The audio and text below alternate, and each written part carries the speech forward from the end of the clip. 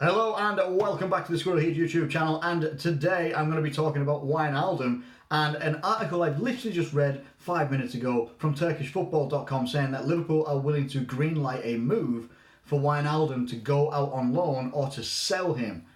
And I'm thinking, no, let's not do that. And the club that would be in question apparently is Fenerbahce, who were in for Jack Wilshere. Now, Jack Wilshere looks like he's going to agree terms with West Ham, with a medical being booked in at West Ham as well, but I can't remember exactly when that is. But there's a lot of people turning around saying that it could be Monday. So he could be a West Ham player on Monday. So they've lost a target there, Fenerbahce, and they're looking for someone else.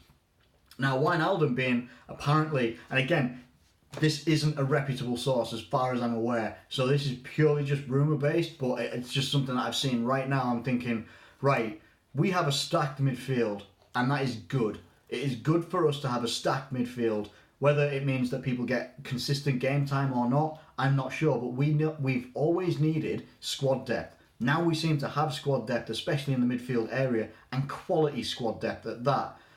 People might say that Wijnaldum goes missing, but he also did some vital things for us last season, and it would be ridiculous to let him go. I think, what is he, 26, 27 years old? He should be looking to be in like the prime years of his career.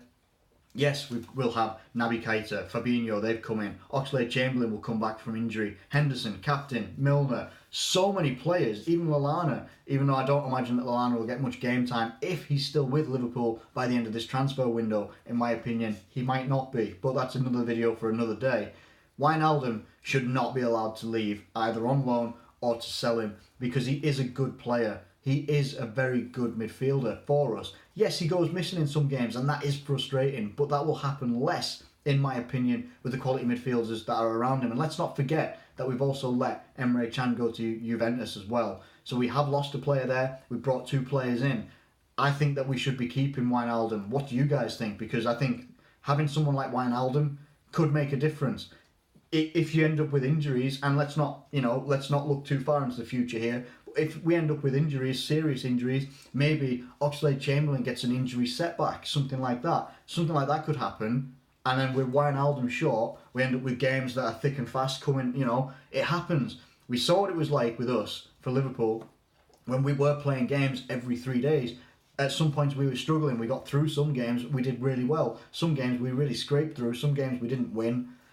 You're going to need squad depth, and we need quality squad depth at that. And I think that Wijnaldum fits that bill. While he might not be the most perfect player, he is so much better than quite a lot of other players out there. And I think it would be a mistake to let him go, especially to the Turkish league, because he'll just go into basic obscurity. No one will ever hear about him again.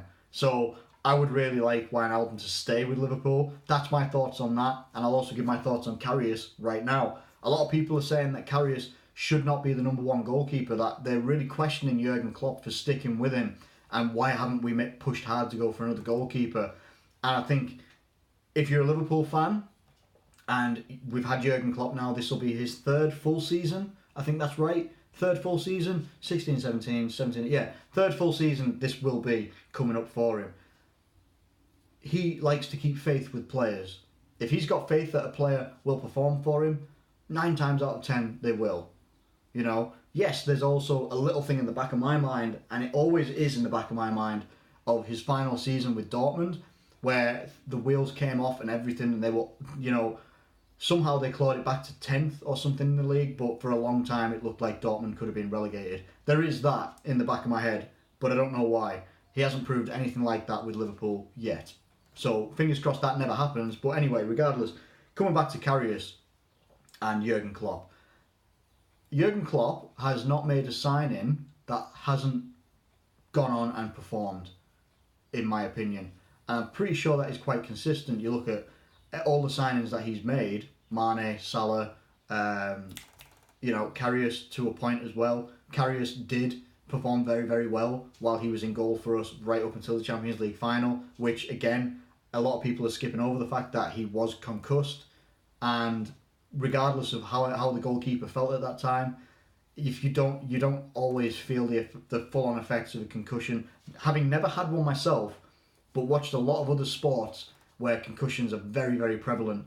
Like I don't really watch the NFL because I don't understand it. But like likes of rugby, even not actual sports, but like WWE or other like contact sports like MMA. I'm a big fan of boxing. You don't always. These people have come out and said, medical journals have come out and said, and medical professionals actually confirmed that Karius did suffer like 26 signs of the 30 common ones of a concussion, something like that. That's a number that I remember. It might be wrong, but I hope it isn't, for the purpose of this video anyway. But it basically, they confirmed that he had a concussion during the Champions League final. You don't always feel these effects of the concussion straight away. So people saying that he should have, signalled and took himself off, that would not necessarily happen, because he may not know that something's wrong until something actually happens, and he might not know why it's gone wrong. All these things come into question, and I think people actually need to go back and reflect on how he actually did for Liverpool during this last season when he was putting goal from January onwards. Because when he was putting goal from January onwards, in the Champions League alone, he had the highest clean sheets out of any goalkeeper in the competition, which is pretty magnificent in my opinion. Regardless of who we came up against, you can only beat what's put in front of you. The same thing that is not being levelled at the England team right now. We haven't necessarily beaten the biggest teams, Tunisia, Panama. We got beat by Belgium, beating Colombia on penalties. We haven't necessarily been winning great, and we haven't necessarily been winning against the highest competition, but regardless, it's how you progress in the competition. That's all we did in the Champions League. We got to the final, we had a good chance. Salah got injured, Karius suffered a concussion, equilibrium and stuff like that might have gone, balance and such like that, but at the end of the day, he's our goalkeeper. And I always feel, when I'm saying about Jurgen Klopp and his signings, and that they've all basically come in and done very, very well, that I have complete faith in the choices that Jurgen Klopp makes, because he's bought that faith, he's got that faith, he's earned that faith from me as a supporter, I'm sure he has from many other supporters as well. The people he's brought in have done nothing but improve us and make us much more solid. Yeah, in some, we haven't had the squad depth that we needed, but we're starting to get near that. And again, that comes back to not letting Wijnaldum go. We can't do that. And what is going to happen with Danny Ward as a goalkeeper, I'm not sure. Mignolet, I imagine, will get moved on. So Karius, I imagine, will stick around. If we could get another goalkeeper, I would absolutely be for that as well, as competition. Either one of them's going to be number one, one of them's going to be a number two. Compete it. Whoever is the better goalkeeper becomes the number one. I always think, yes, he's made mistakes in that Champions League final, but they were because of an injury that he wasn't aware of, the concussion. Now, I think if he goes on this year and has a really good season, then Jurgen Klopp has been absolutely justified in keeping him as number one. If Karius starts making mistakes, that's when you can look at, right, if we've brought a goalkeeper in, we can switch him out, give him some time on the bench and stuff like that, and have another goalkeeper take over. Or if we use Danny Ward as that goalkeeper, that's fine, no problem. But if he has not brought in another goalkeeper and doesn't, like, say if Danny Ward gets sent out on loan, or may indeed get sold because he might not want to go on loan, he might want to go somewhere where he's guaranteed to have games regardless and to really start building his career, then yeah, you could start questioning Klopp a little bit. But I think Klopp has earned the fact that he can make these decisions about keeping Karius as his number one because of what he's done in the transfer market for us. He's not, yes, we have the most expensive defender in the world, but before that, he hasn't been smashing out loads, piles of money like some teams have in the Premier League to go and sign loads of players. He's brought in players that people have been a bit like, whoa, why are we signing them? Really? Mane from Southampton? What's he going to do? Brilliant, apparently. Salah from Roma, he flopped with Chelsea. We all know what happened last season. He was brilliant, and these things aren't going to happen all the time. But then look at Van Dijk. When we finally got Van Dijk, he was absolutely fantastic for us. Andrew Robertson. I was like, what? Why are we getting someone from a relegated team? Really? Andrew Robertson, we love him. Absolutely love the guy. This is what I'm saying. I think Jurgen Klopp has earned the obviously he's Liverpool manager and he's a fantastic manager. He can do what he wants. But he's earned that little bit of faith that we should give him. And if he wants to keep Karius as his number one, he's doing that for a reason. Otherwise, he probably would have come out and said, we're definitely going to sign the goalkeeper and Karius is going to be number two. I think that he would have done that. That's what I think he would have done anyway. That's just my thoughts on that anyway.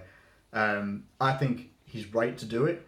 We've just got to see how pre-season goes. Again, that starts in exactly 3 hours from now. 12 o'clock now, 3 p.m. UK time. We kick off. I'm going to be trying to watch the Liverpool game against Chester as well as the England game. So full setup, you know, got TV and an iPad. So obviously the Liverpool game will go on the TV, England game on the iPad. It's got to happen. Sorry, I'm really excited to see Liverpool play again. I really am. It just feels like it's been so long. It doesn't feel like it's been only 2 months. And that's ridiculous. It's only been 2 months since we played and it feels like it's been an entire year. But those are my thoughts on Wijnaldum and Karius. What are your thoughts? Let me know it in the comments below if you please. It'd be really important just to see what people are thinking and if people can, you know, give me their level thoughts on Karius, not just he's crap and this, that and the other. And the same with Wijnaldum. What do people think about that? Would you let him go or would you want him to stick around as well? I want him to stick around purely for squad depth and quality squad depth at that, but let me know what you think in the comments below. It is so vital to get a conversation with you guys. Thank you so much for watching this video. If you have enjoyed it, please do like it and subscribe if you're new around here. Have a great day, guys, and I will catch you later.